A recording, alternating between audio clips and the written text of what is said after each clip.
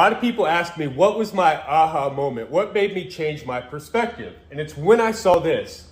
So a black person in the United States during the Jim Crow era faced second-class citizenship, disenfranchisement, barriers to voting, barriers to education, barriers to employment, and barriers to housing.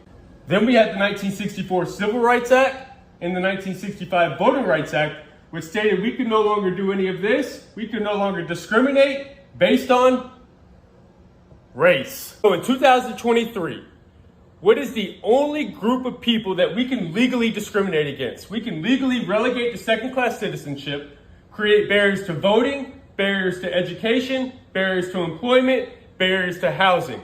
If you answered convicted felon, you are absolutely correct. In 2023, a convicted felon is the only group of people that we can legally do all this to.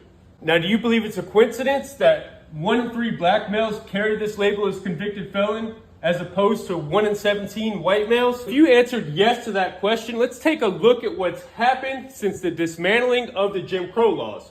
We've had a 700% increase in our prison population. We've gone from 300,000 inmates to as high as 2.3 million. Now, I do believe we're back down to about 1.8 million today. We had the law and order agenda, which was an increase in police spending and a decrease in school funding, which created the school to prison pipeline.